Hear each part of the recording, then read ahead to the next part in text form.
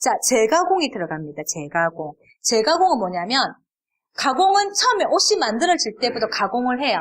가공이 뭐냐면 자, 옷에 윤기가 없을 때 윤기 나게 한다든지 옷에 향기가 없으면 향기를 준다든지 아니면 옷이 줄어드는 걸 방지하는 걸 다 가공인데 코팅하는 거. 재가공은 뭐냐면 원래 옷이 나올 때 그렇게 안 된 거예요. 하지만 세탁소 아저씨가 보니까 강택이었으니까 세탁하는 과정에 강택도 주고 약품 처리하고 아니 물이 빠졌으니까 색깔도 주고 아니면 정전기가 난 정전지 방지하는 약품도 쓰고 옷이 누르니까 표백제도 쓰는 거 다 이런 것들을 다 재가공이라 하는 거죠.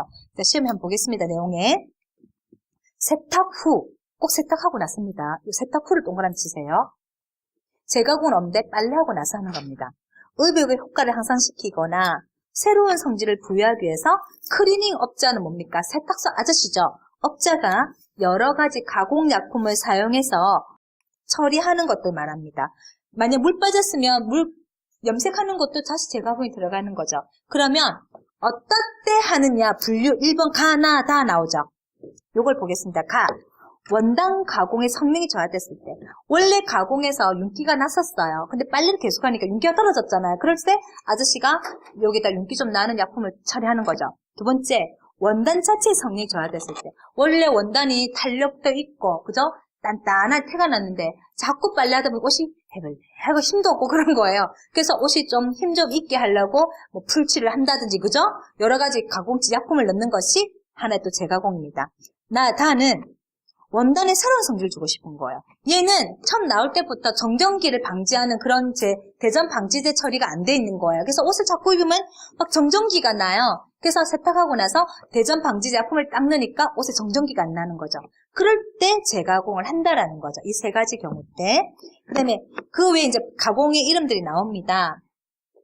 방축 가공은 뭐냐면 옷에 좀 먹는 거 있죠. 벌레 먹는 것을 방지하는 것이 방축 가공인데 자, 나에 보면은 방충제의 냄새를 기피 현상으로 방충 효과가 떨어지는데 자, 냄새가 나는 게 있어요. 여기 보면 약품 이름 있죠. 파라디클로로펜젠 나프탈렌 장내 요거 체크하세요. 자, 방충제에서 우리 농안에 넣는 것들 있죠. 나프탈렌 같은 거, 요 약품 이름입니다. 장내. 요거 한 번씩 시험에 방충제에 사용하는 약품 이름에 요거 세 개가 보기 중에서 맞는 걸 찾아라 아니면 아닌 걸 찾아라 할 때가 있어요. 요거는 좀 눈여겨보세요. 나머지 방축 가공은 뭐다? 옷에 벌레 먹는 것을 방지하는 가공이다. 그것만 알면 됩니다. 하지만 한 번씩 요 약품이 보기에 나올 때 있어요. 알겠습니까? 넘어갑니다.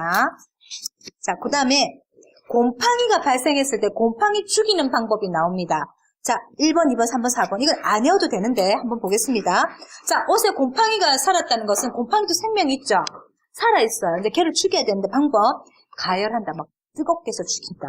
두 번째, 햇빛에 자외선에 바짝 말려서 곰팡이를 죽인다. 세 번째, 탈산소는 뭐냐면 곰팡이도 산소를 먹어야 돼요. 그래서 산소를 빼버리는 거죠. 그래서 산소를 못 마시게 해서 죽인다. 4번 가스봉이 가스를 주입시켜서 죽인다. 5번째는 곰팡이 제로 있잖아. 약품 있죠? 그거를 써서 곰팡이를 죽인다. 이거는 뭐 안 해도 곰팡이 죽이는 건 아시겠죠? 넘어갑니다. 자, 표백 가공에 들어가서 하겠는데 표백제가 나오면 여러분들이 너무 어렵게 생각하는데 어려운 게 아니에요. 내가 딱 외우라는 거 외우세요.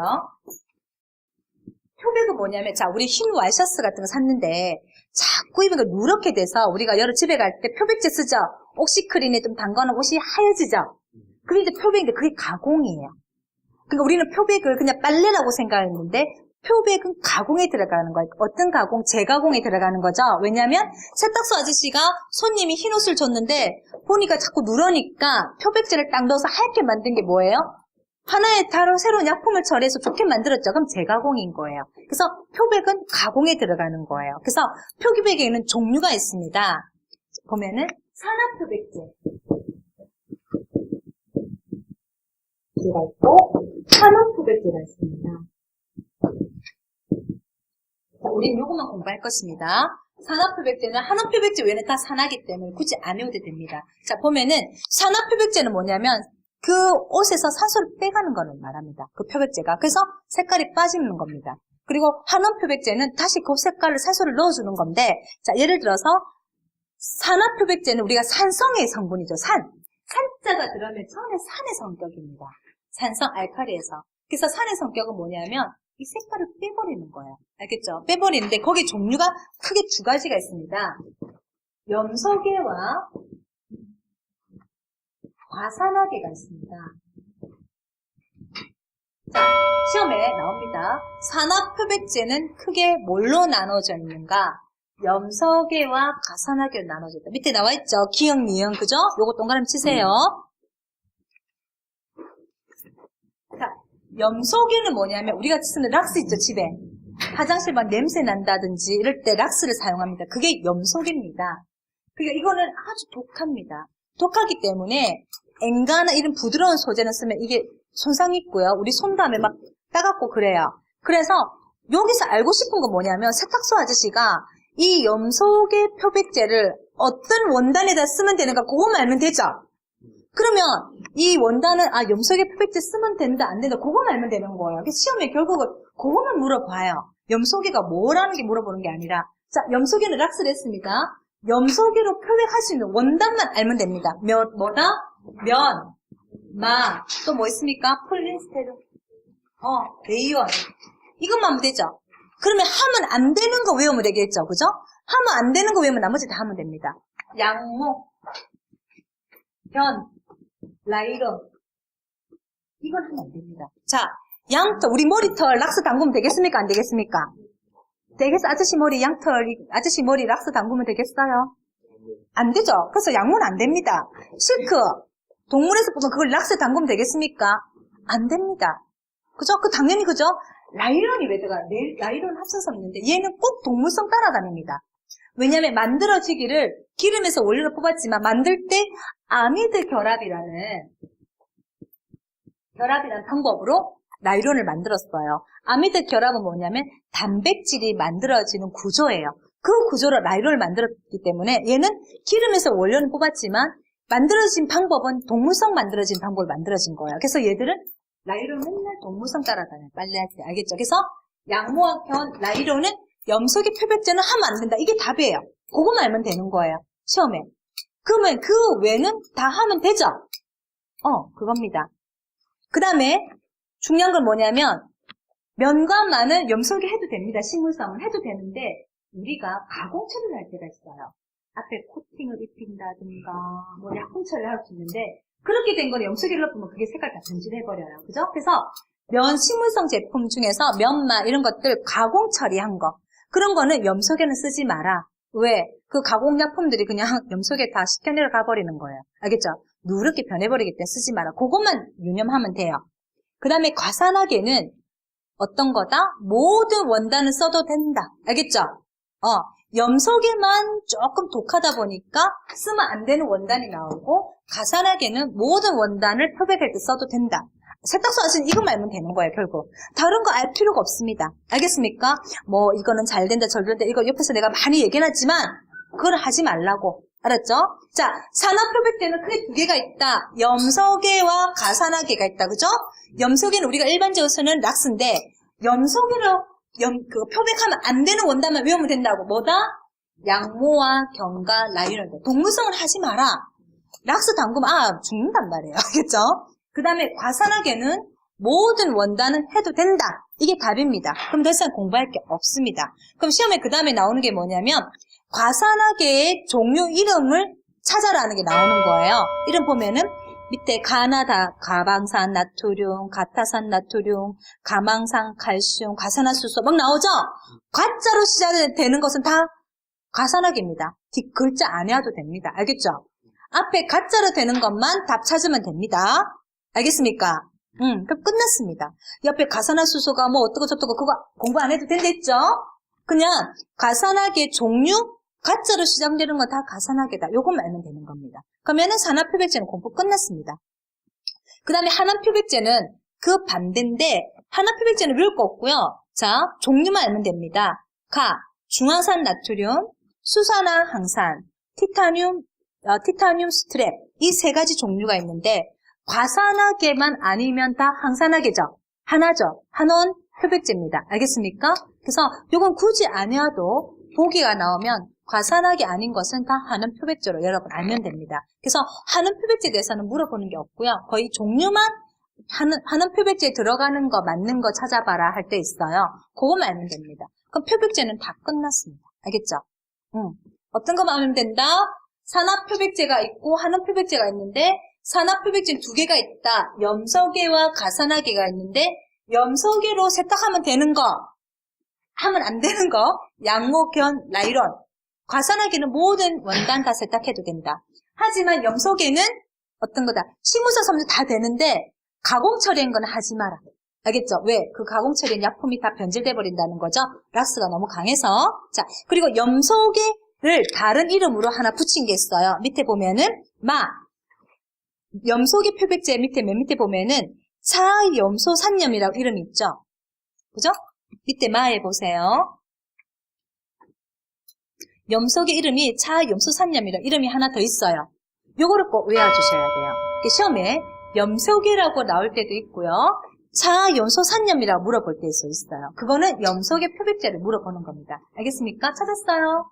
이름 찾았어요? 꼭 이거는 외워주셔야 돼요. 자, 그 다음에 옆에 보면은 표백작용에 영향을 끼치는 요소가 있습니다.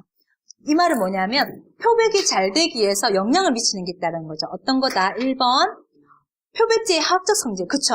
이게 염소계인지 한온계인지 가산화계인지 따라서 표백이 잘 되고 안 되고 결정되겠죠? 화학적 성질이다. 표백제에 사용되는 온도, 물의 온도가 차가우냐 더우냐에 따라서 표백이 잘 되고 안 되고 결정된다는 겁니다. 표백제의 물기 정도, 이거는 표백제를 많이 넣었느냐, 그죠?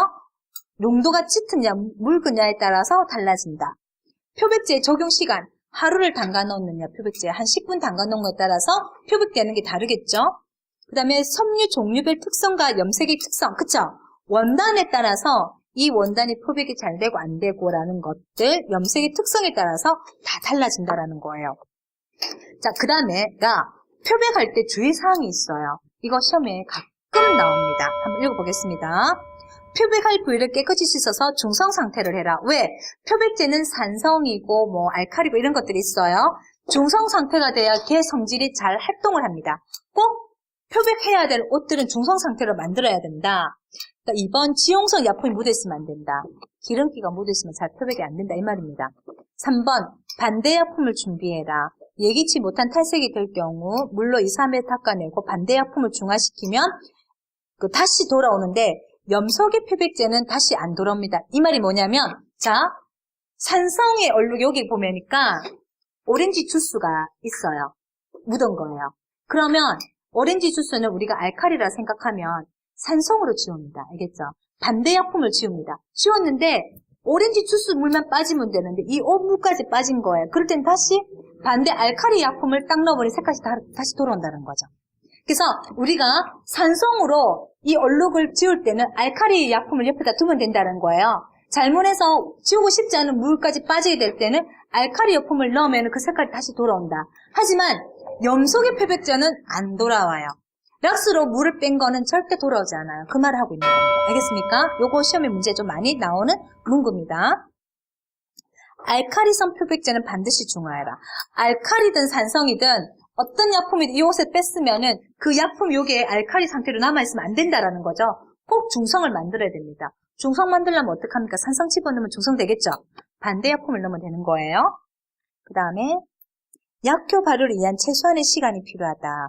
이 말은 그 표백제에 넣고 나서 한 몇 분 정도, 한 30분, 1시간 정도 꼭 담가놔야 되는 시간이 필요하다. 이 말입니다. 반드시 서면으로 면책 동의서를 받아라. 손님이 이거 표백 좀 해주세요 할 때는 손님한테 확인서를 받는 거예요. 이것 내가 실패도 책임 안 진다. 이런 거. 표백이 그만큼 위험하기 때문에 왜냐면 색깔 없는 거 괜찮지만 색깔이 있는 옷 같은 거 잘못하면 색깔 다 빠질 수 있잖아요. 그래서 꼭 그 손님한테 내가 책임지지 않는다는 면책 동의서를 꼭 받아야 된다. 약품 사용에 대한 비용을 청구해라. 이것을 표백하기 위해선 추가적인 약품이 들어가니까 그에 대한 돈을 달라라고 청구해야 된다. 그리고 약품함에 넣어서 철저하게 보관해라. 표백 전에 치수를 기록해주고 유색 오류는 뭐냐? 색깔이 있는 거예요.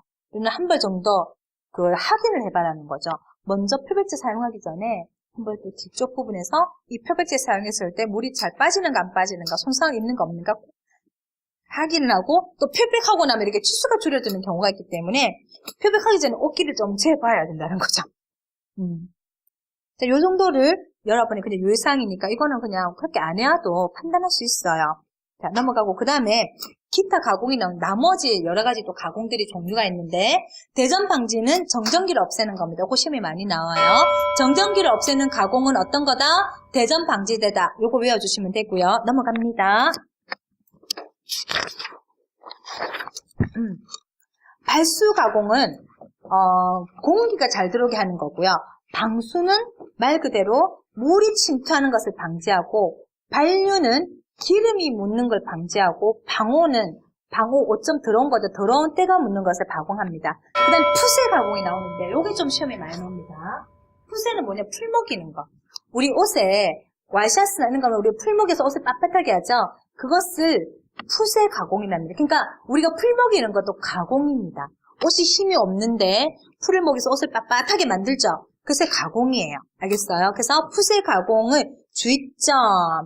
풀 먹이는 건데 옷이 마른 후 끈끈하거나 들어붙지 않게 하고 얼룩 반점이 생기지 않게 만들어야 되고 쉽게 풀어지고 사용이 간편해야 되고 무쇠 묻지 냄새가 없어야 된다. 가격도 저렴해야 된다. 이거는 뭐 그렇게 중요한 게 아니고요. 푸세를 했을 때 좋은 점이 있습니다. 요거 한 번씩 시험에 나오는데 풀을 먹였을 때 좋은 점이 뭐냐면 세타시 푸세의 오점이 같이 떨어지는 거예요. 풀 먹이면 때가 원단에 못 들어가고 풀 위에 때가 묻겠죠. 풀 떨어지는 때가 또 같이 떨어지니까 옷이 손상이 없다라는 거죠. 쉽게 부착된 옷점이 떨어지기 쉽고 천에 강택이 있고 옷이 탱탱하다. 요 말이 많이 나옵니다. 풀을 먹였을 때 옷이 어떻게 된다? 옷이 빳빳하게 강택이 되고 탱탱해진다. 그리고 섭리에 옷점이 직접 붙지 않는 것이 좋은 점이다. 요 말이 많이 나옵니다. 한 번씩 푸세 가공이 시험에 좀 잘 나오는 편이죠. 그 다음에 4번 종류가 나옵니다. 전분풀은 뭐냐면 우리가 보통 밀가루나 이런 게 감자가루 같은 끓여서 하는 게 전분풀이죠. 집에서 만들어서 옛날에는 우리 뭐 벽지 바른다 할 때 다 풀 끓여서 했잖아요. 그죠? 옷 같은 거 할 때도 와이셔츠 같은 풀 끓여서 이렇게 했어요. 그런 것들은 전분풀이고 핫풀은 이제 마트 가면은 풀이 다 팔립니다. 스프레이 풀도 있고, 그죠? 그래서 영어로 보면 CNC, PVA, 바인더, 시클풀, 스프레이 풀, 드라이 사이징, 이거는 뭐다? 사람이 약품을 써서 만든 풀이다. 이렇게 알면 됩니다. 시험에 풀의 종류가 아닌 것은 이런 종류는 풀이라는 거죠. 알겠습니까? 그것만 알면 됩니다. 이게 뭔지는 모르고 풀의 종류다. 그래서 문제에서 나오면은 이런 게 나오면 그냥 풀이다 라고 알고만 있으면 됩니다. 알겠죠? 자, 넘어갑니다.